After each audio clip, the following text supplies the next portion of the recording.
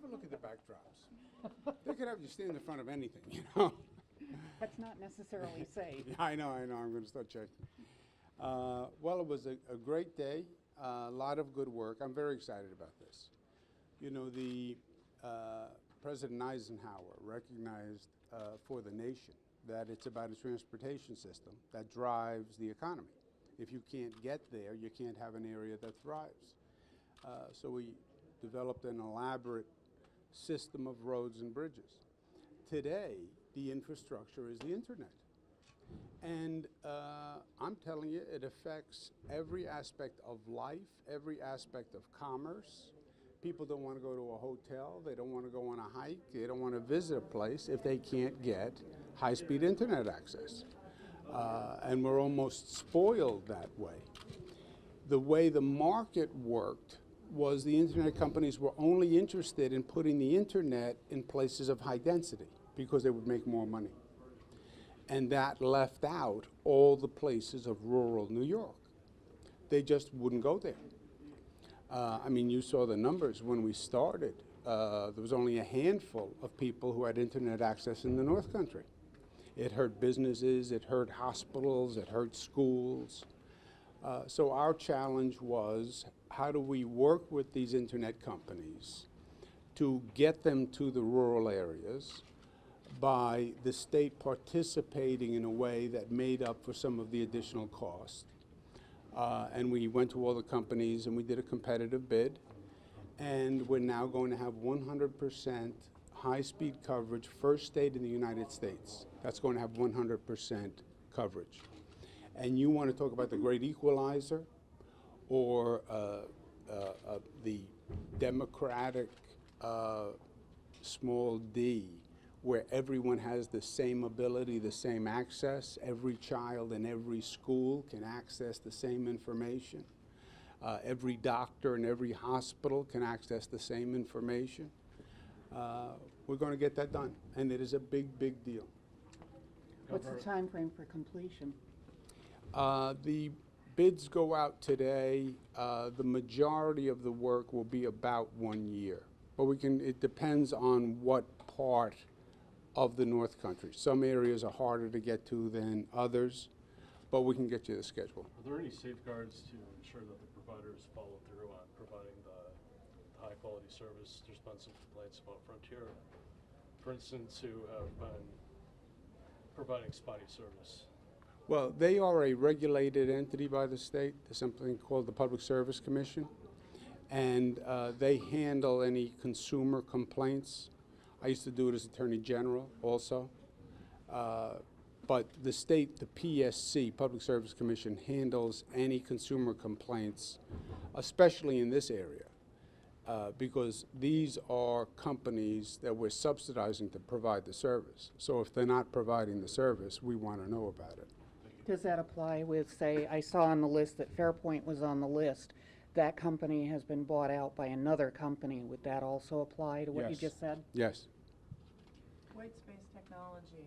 Microsoft has a 12 by 12, now turning into a 13 by 13 program to cover rural areas with white space technology. I don't see Microsoft on the list. Is it part of the plan? Do we know if we're working with them at all? We're talking to them. You know, the technology is evolving so quickly. There's a theory that says we'll wait for the final evolution and then just invest in that technology. But then you'd be waiting a period of time. And I don't know that that moment ever comes where you have the final technological solution, right? It's advancing every year, every 6 months. So this technology will get us our goal is the highest speed internet access. Now, when you say high speed, there are different definitions of it. Our goal is 100 megabits per second. The federal government classifies high speed at 25 megabits. There's a move on the federal side to reduce it to 10 megabits and call that high speed, right? Because if you can get it down lower, the lower the access, the easier it is to accomplish. So we have a very aggressive goal. This was the best technology we could identify at the time. As the technology advances and changes, so will we. You seem to be proud of being the first state to have 100% throughout. Have other states contacted you, how you're doing this, how they can follow that? We've been talking to other states about it. When it was first broached with us, it was a case of first impression because it's not something the state does, right? First, the whole internet is relatively new, and it's not really a function of state government. But obviously, from the state's point of view, it's a chief economic issue, it's an educational issue, it's a healthcare issue, it's an equity issue, it's a fairness issue. And so it's something that we did want to get done. We asked other states how they were doing it. Nobody was doing it to this extent. Number one, it's expensive. Number two, you have to go out to bid and find companies who are willing to do it and then have them compete against each other. But relatively, we got it done in a short period of time, about 4 years, starting at ground zero with no precedent. So no, the team did a great job on this one. And to confirm, a year from today, we're looking at it's a fully 100%, it's installed all homes? Yeah, I have to get you, some areas are a little harder. The more isolated the area, the harder, obviously. But we can get you the full timetable. Governor, yeah. What State Department does that money come from, and is that money just for these 70 families or any other families across the region who are also affected by ice jams? Just these 70 families. It doesn't come from any agency yet because there is no law yet to fund these homes.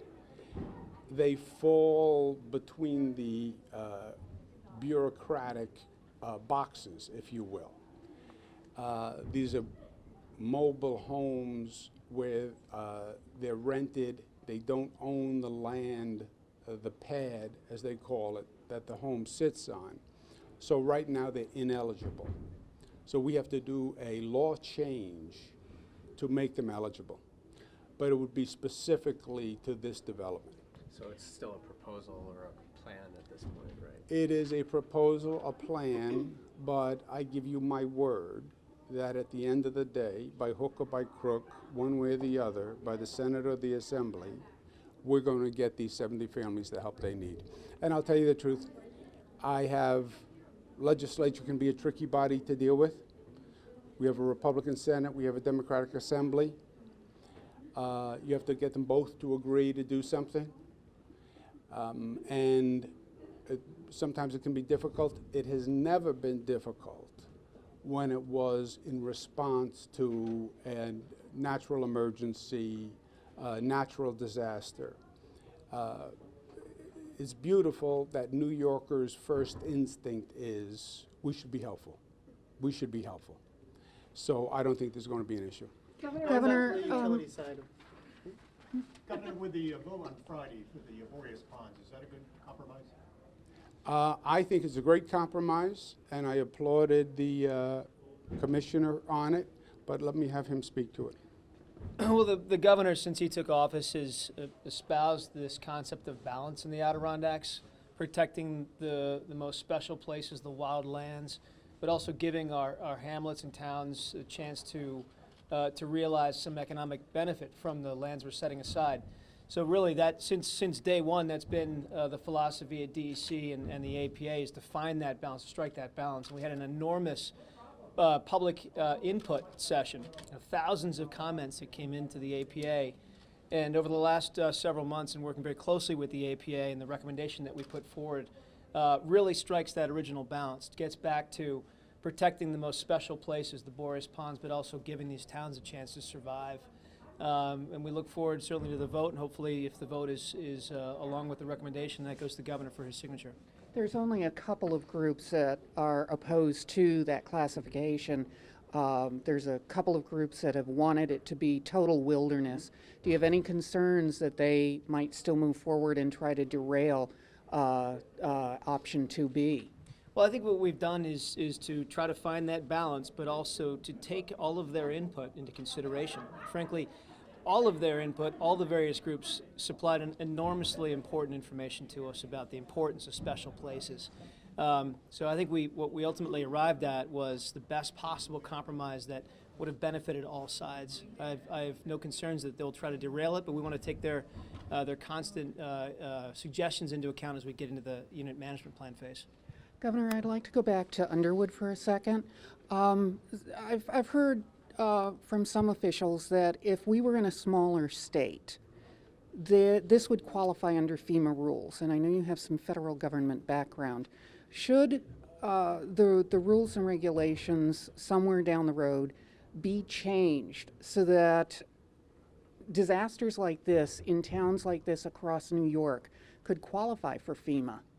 Yeah, it's a very good question. The theory is smaller state is a euphemism for a state with less resources.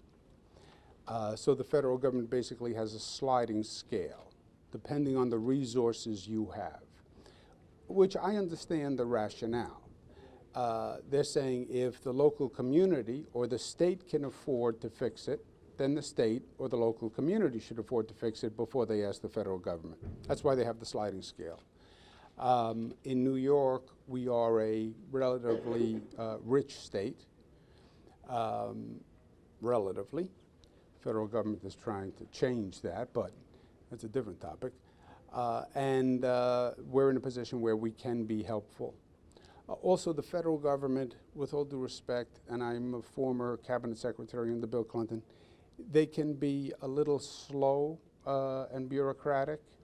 And if you're a family that's out of a home and is waiting for that paperwork to get processed, you can be sleeping on your in-law's couch for a long, long time. So this way we'll get it done quickly. We have 3 months of temporary rental assistance, so that'll be the short term, and then hopefully during those 3 months they can make the permanent arrangements.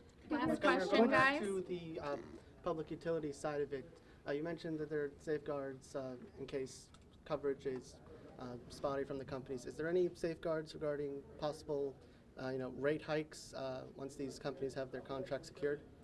The rate hikes are annually approved. They have to be approved by the Public Service Commission. What's your thoughts on the State of the Union address last night? I think the intent was right. I don't know that the president accomplished it. The intent, as he stated it, was to have a bipartisan approach and to get the different sides to work together, which is exactly right. Now, what the president has realized is he needs those Senate Democrats like he needs oxygen, right? You could have another shutdown if the Senate Democrats don't agree. He has a budget coming up in February that he's going to need the Senate Democrats. So he now realizes he needs bipartisanship. But it's one thing to say it, it's another thing to do it. And I don't think his intent of bipartisanship had an agenda or ideas or policies that were bipartisan. I think a lot of what he said was polarizing. The immigration policy is polarizing.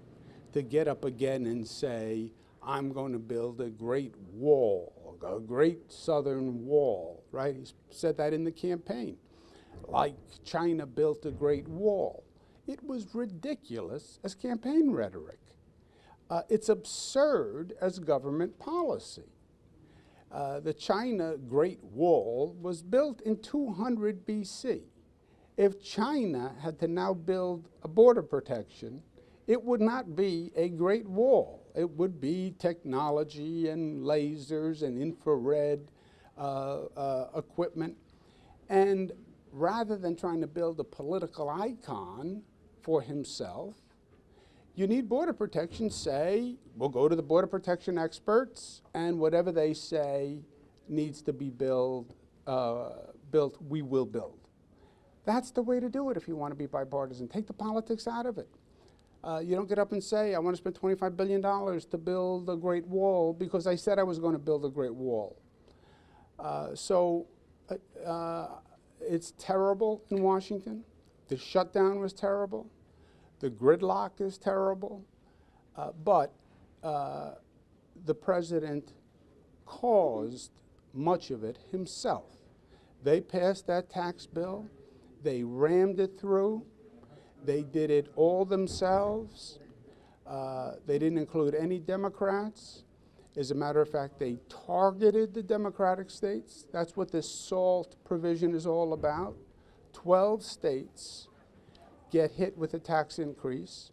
All 12 states happen to be Democratic, happen to be states that the president lost, happen to be states that don't have a Republican senator. That is either one heck of a coincidence or it was a purposeful targeting of states with a political agenda.